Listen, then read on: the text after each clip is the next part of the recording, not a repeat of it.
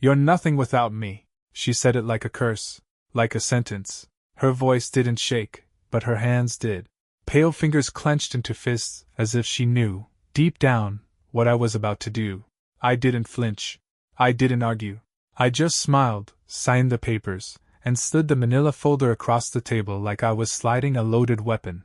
Then I reached into my jacket pocket, pulled out my phone, and tapped once. The credit lines shut down before she even realized they were bleeding.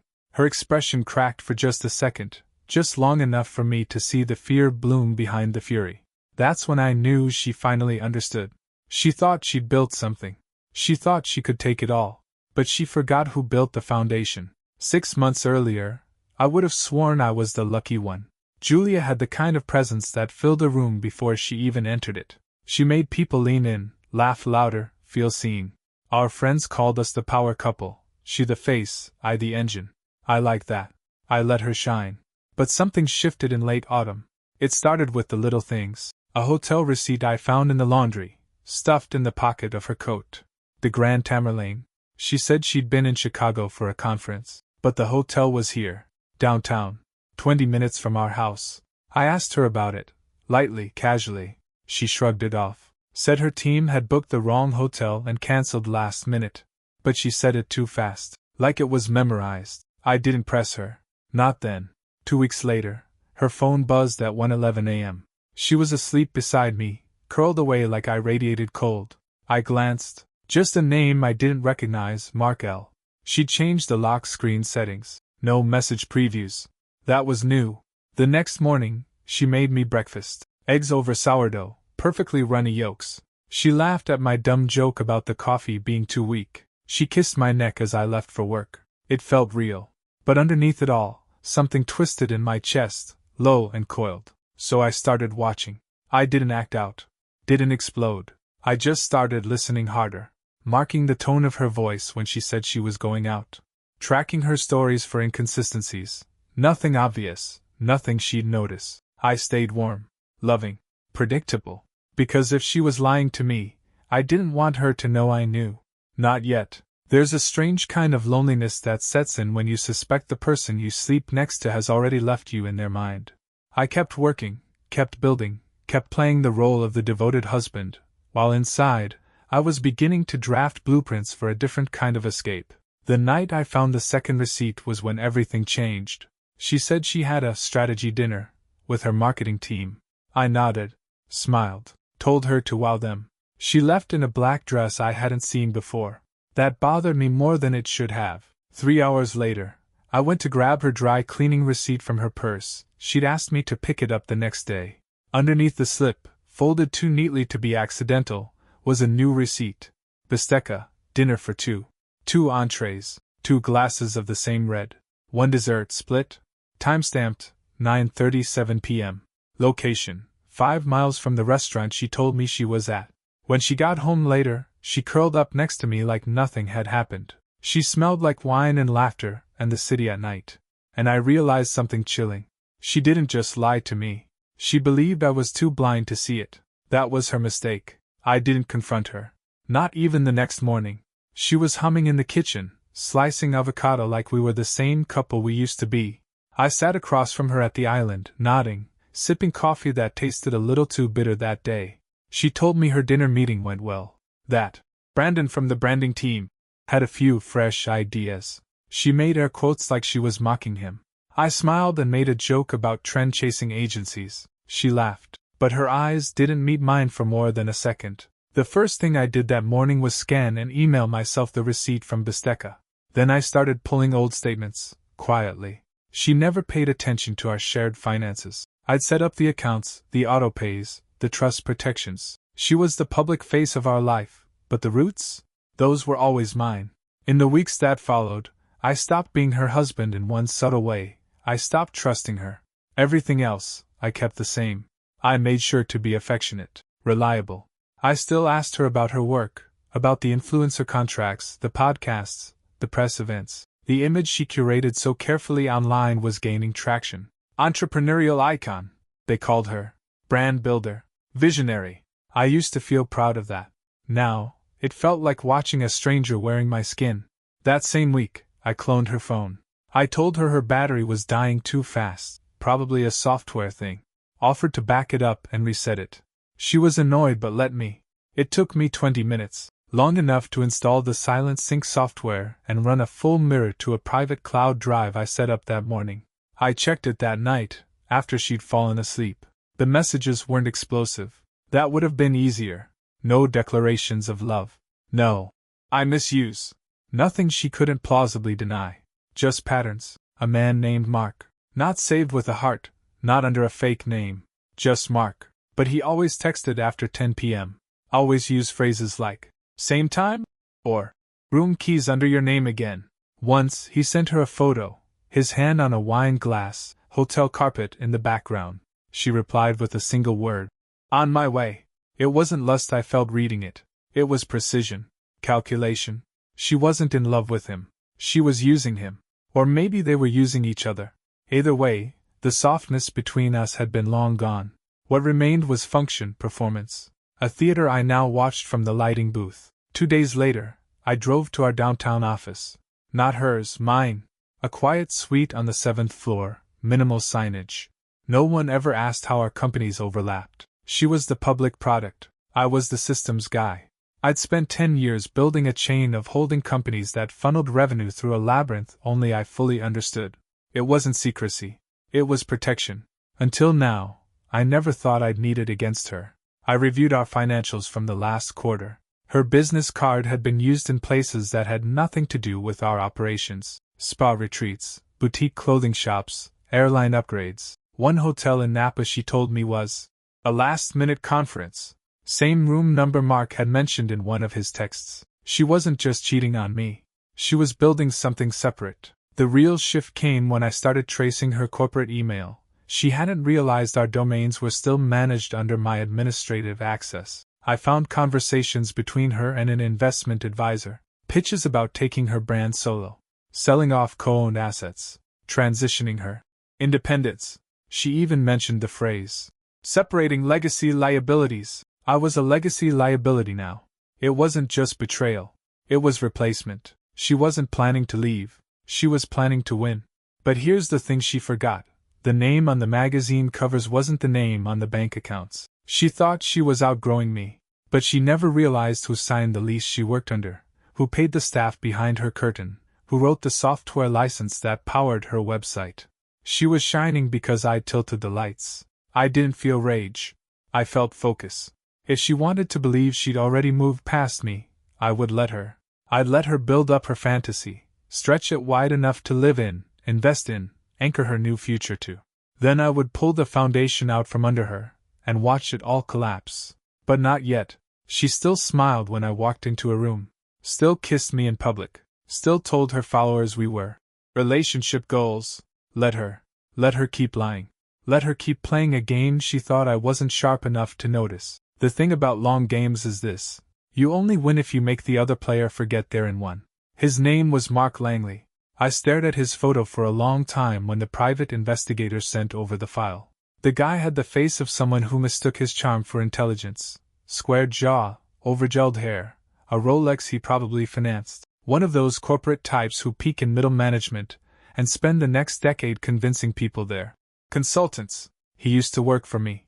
Briefly. 3 years ago, I brought him in to manage client acquisition for a B2B pivot we were building. He lasted 8 months, too smooth, too eager, always pushing ideas he hadn't thought through. Julia called him ambitious. I called him a liability. I let him go after a deal he botched nearly cost us a 6-figure client. And now he was sleeping with my wife. That would have hurt more if it hadn't been so laughably stupid. She could have had anyone. She chose the guy I once paid to fetch coffee at investor meetings. But the photos told the truth. Dinner at Valmont's, hotel lobbies, her hand brushing his shoulder. The kind of body language that says, "This is mine," even when no one's supposed to know. I studied their routine. He stayed at the Palm Side on Thursday nights. She always had strategy sessions on Thursdays. For a month straight, they met like clockwork. Room 914. I didn't need more proof. I had enough for a courtroom, a boardroom, and a battlefield. But I wasn't ready to confront her yet. Not until I'd locked every back door, every financial escape hatch she might try to crawl through. That meant moving carefully. First, I restricted her access to our shared business drives, quietly rerouted admin controls. She wouldn't notice unless she tried to make real changes, like transferring ownership of our client list or exporting proprietary data. I gave her just enough access to keep believing she had control. Then I changed our household credit infrastructure. The cards were technically joined, but the lines originated from my business accounts. I left them active, but I capped the limits, low enough to trap her plans the moment she made a serious move. Finally, I filed the ownership shift for the holding company that covered her brand's licensing rights. It had always been mine, buried under a web of trust vehicles. I just never needed to activate the clauses before. Now I did. I watched her from across our dinner table that night. She looked radiant. She always did when she thought she was winning. She told me about a big opportunity, with a wellness brand in LA. I nodded, offered to connect her with a contact I had in the space. She smiled, grateful, affectionate. I almost laughed, not because it was funny, because it was terrifying, how good she was at this. Part of me still wanted to believe she wasn't a villain, that she'd gotten swept up in something, that maybe she'd wake up, but she wouldn't. Because people don't betray you by accident, they calculate. They weigh what they have against what they think they deserve. And she'd decided I was worth less than her next chapter. What she didn't realize, what Mark didn't realize, was that I'd already started writing the ending. 2 nights later, I met Mark. He didn't know it was me at first. I arranged a fake branding consultation under one of my lesser-known LLCs and invited him to the Lafayette Club downtown. He walked in 15 minutes late, flashing his teeth like he expected applause. When he saw me sitting alone in the booth, the smile faltered. "James," he said, "didn't expect." I gestured for him to sit. He did. He tried to play it smooth. Talked about synergy opportunities. Tried to pivot into tech branding strategy. I let him talk. I even smiled once. Then I asked him, quietly, plainly, what Julia's long-term plan was. He froze. Didn't speak for a full 5 seconds. Then he said something like, "I don't know what you're talking about." I didn't push. I just opened the leather folder on the table and slid him a printout of one of the hotel logs. His name, her alias, dates, times. I let the silence sit for a beat too long. He leaned back, defensive, said it wasn't what it looked like. Then I pulled out my phone and hit play. Her voice came through the speaker, soft, breathy, stupidly trusting, talking about how they'd phase me out after the brand secured the Series B. His face turned a little gray then, because it hit him. I wasn't asking him for an explanation. I was warning him, and I only warn people once. I left him sitting there, folder open, mouth slightly parted. He wasn't used to being underestimated. Neither was I. The difference was, I'd planned for this. Julia thought she could bury me in the image of her success. She never realized she was standing on my bones. Julia always said perception was more powerful than truth. She built her brand on that idea, curated vulnerability, camera-ready honesty, selling people a version of her life that felt aspirational and just barely attainable. She was self-made, vision-driven, unstoppable. She forgot that perception only matters if no one looks beneath it. The morning after my meeting with Mark, she was in a rare mood, playful, almost nostalgic. She came into my office in nothing but one of my shirts, curled up in the chair across from me like we were 25 again, and still figuring things out in our first shoebox apartment. "We should take a trip," she said, sipping from my mug. "Somewhere with no cell reception. Remember Costa Rica?" I nodded, smiling faintly. Costa Rica. The trip where I first told her I wanted to build something with her. Where we sketched our first idea for the company on a hotel napkin, lying side by side on a sun-warmed deck. She remembered the illusion. I remembered the details. And now she was trying to resurrect a version of us that hadn't existed in a long time. It would have worked on the old me, the one who wanted to believe in us even when things frayed. But not now. Now I was watching her moves like a chessboard. 2 days later, I got the alert from my attorney. Julia had quietly initiated a private inquiry into the transferability of intellectual property rights tied to her brand. She was probing, trying to see what she could legally extract from our shared holdings. She hadn't filed anything. Not yet. Just a consultation. But it was enough. I had already restructured the trademarks. The licensing agreements were now routed through a parent shell company under my trust, and the trust was airtight. But she didn't know that. Not yet. Let her keep digging. Let her keep believing she had time. I began extracting my own leverage. Every major asset she thought she controlled was now wrapped in conditional ownership clauses. I had installed those clauses years ago, back when I was still idealistic but cautious. She'd laughed at the paperwork then, said I was being paranoid. I'd smiled and told her it was just smart business. It was more than that. It was protection from the exact betrayal she was now orchestrating. I reached out to our lead clients personally, reassured them the brand's direction was steady, hinted at coming changes. I kept it calm, vague, deliberate, enough to plant doubt if she tried to go rogue. And behind the scenes I revoked every single personal guarantee I'd made for her independent expenses, travel accounts, lifestyle partnerships, even the co-signed lease on her photo studio. All of it, quietly, legally, without warning. It was like folding up scaffolding beneath a climbing figure. The day I pulled the studio lease, she called me in a panic. "James, something's wrong," she said, breathing fast. "The landlord's saying the rent bounced, and can you check the account?" I told her I would look into it and call her back. I didn't. She texted twice more. I left it on read. A small thing, maybe. But sometimes silence is the loudest message. That night, she came home subdued, wound up. She poured herself a drink, whiskey, neat, and watched me from the kitchen. "You've been distant," she said carefully. I looked up from my laptop. "Busy. You know how Q2 always is." She nodded, but her eyes narrowed slightly. She felt it, the floor starting to shift. "Are we okay?" she asked after a moment. The question hung in the air like a trap. I could have lied, could have told her what she wanted to hear, but instead I said nothing, just held her gaze until she looked away.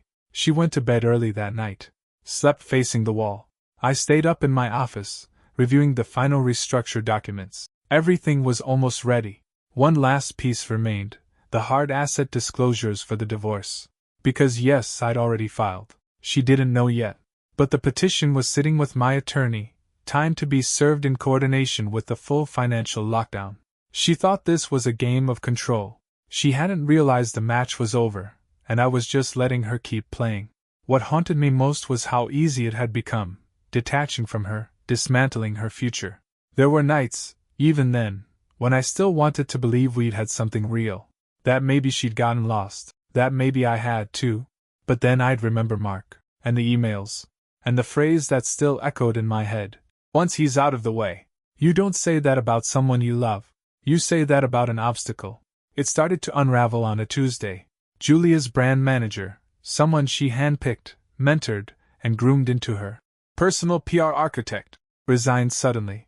The email he sent was polite, corporate, but I'd already had lunch with him 2 days earlier. He knew what was coming.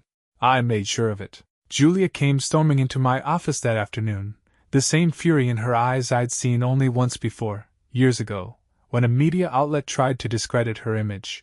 "What did you say to Simon?" she demanded. I looked up slowly. "I told him the truth, that he was going to be legally implicated if he stayed involved in your little asset grab." Her lips parted, but she said nothing, just stared at me, trying to figure out how much I knew, how long I'd known. Whether I was bluffing. I wasn't. I stood, walked to the cabinet, pulled out the folder I'd been preparing. The one with timelines, account logs, transcribed messages, receipts, photo evidence, proof of the affair, yes, but also proof of intent. "Here's what's going to happen," I said, setting it down in front of her like a contract with no space for her signature. "You're going to back off the brand. You're going to cease all communications with outside investors. And you're going to sign over any disputed trademarks you tried to leverage." She didn't touch the folder. She just stared at it like it might explode. "You don't have anything solid," she said, but her voice didn't carry confidence. Just fatigue. A woman realizing the fight she trained for isn't the one she's in. I stepped closer. "Julia, I know about Mark. I know about the meetings, the financial extractions, the shell fund you set up in Delaware, the flights billed to your consulting expenses. I know everything." She sat down, like her legs forgot what they were for. I almost pitied her in that moment. Almost. "I built this company with you," she whispered, staring at nothing. "You were supposed to protect me." "I did," I said quietly, "until you made me your enemy." She looked up then, tears forming, but not falling. You don't understand. He believed in me. You saw me as part of the machine. No, I said. I saw you as my partner. You decided you wanted the whole thing for yourself. The silence that followed was absolute. A vacuum. She didn't scream. She didn't throw anything. The weight of reality had done the damage I couldn't have accomplished with anger. I walked out and left her sitting there, alone, in an office that didn't belong to her anymore. That night, my lawyer served the divorce petition. The filing was ironclad. I'd waited to ensure every financial lever had been pulled. She would try to contest, of course. She tried to spin the narrative, maybe even go public. But it wouldn't work. Not this time. She'd built a kingdom on optics. I'd built the architecture beneath it. And now she was about to learn what happened when the scaffolding got pulled. 2 days later, I shut down her credit lines. Not just the cards. Everything tied to my financial infrastructure. Her studio lease. Her luxury vehicle package. Even the executive travel account she'd used for her branded retreats. The illusion cracked overnight. She made some noise on social media, passive-aggressive quotes about narcissists and regaining your power. But behind the scenes, I knew the panic was setting in. Her legal team reached out within 48 hours, asking for mediation. I declined. I didn't want a soft landing. I wanted clarity. This was no longer about punishing her. It was about refusing to carry the weight of her decisions any longer. I'd done enough lifting for both of us. We met at the lawyer's office. Neutral ground. A sterile, high-rise conference room that smelled faintly of lemon polish and tension. The kind of place where empires are divided like estates. Julia arrived 10 minutes late, wearing white, of course. She always knew how to pick the image. She moved with rehearsed grace, like a celebrity who hadn't yet realized the cameras were gone. But her eyes were different now. Tighter, bruised by sleepless nights and vanished control. She sat down without looking at me. Her attorney sat beside her, new, younger, sharp in the way that screamed expensive desperation. Mine sat calmly across the table, organized, unreadable. We started with assets. I let my lawyer handle that. He walked them through every protected structure, every irrevocable trust, every trademark filing that proved, without argument, she owned nothing she thought she did. Everything she tried to pull out from under me was already legally isolated. I'd made sure of it years ago. She didn't speak for most of it, just watched the paperwork flip, her mouth a hard, unmoving line. Then we got to the non-disparagement clause. I won't sign that, she said suddenly, voice sharp. My lawyer looked to me. I nodded. He closed the folder slowly. Then we go public, I said, finally speaking. And I release everything. She froze. Just like that. I reached into my case and slid the evidence across the table. Not the full file, just the curated stack. The receipts. The printed texts. The photos. Enough for her to understand exactly how much I held. Her hand trembled slightly as she touched the first page. And then, finally, she looked at me. You would do that to me? She whispered. You already did, I said. You just didn't think I'd notice. She exhaled like something cracked inside her. I thought maybe, just for a second, she would apologize. Not for the affair. Not for the betrayal. But for underestimating me. For forgetting that I was never the accessory in this marriage. Instead, she pushed the folder away and stood. You're nothing without me. Her words hit like a slap across the face, sharp, calculated. Her voice echoed off the glass-paneled walls with the finality of a slammed door. I didn't answer right away. I just looked at her, really looked, at the woman who had spent months plotting my replacement, smiling through dinners while drafting my erasure. Then I smiled. Not wide. Just enough for her to see I was done pretending. And I signed the final page. Her attorney stood with her, clearly unsure whether to escort her out or brace for impact. She turned at the door, maybe expecting one last plea. A show of regret. Something to let her believe she still mattered to me. Instead, I pulled out my phone and tapped the screen. All the lines cut. The cards. The travel perks. The studio access. Everything I'd allowed her to build on the scaffolding of my work, gone in a blink. It was poetic in a way. She walked in dressed like a saint, and walked out stripped of her illusion. That night, the silence in my house was different. Not heavy. Not painful. Just clean. I sat in my office, lights low, music barely audible. The divorce was in motion.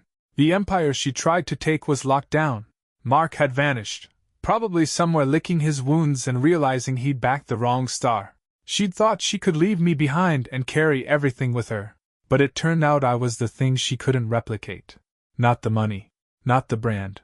Me.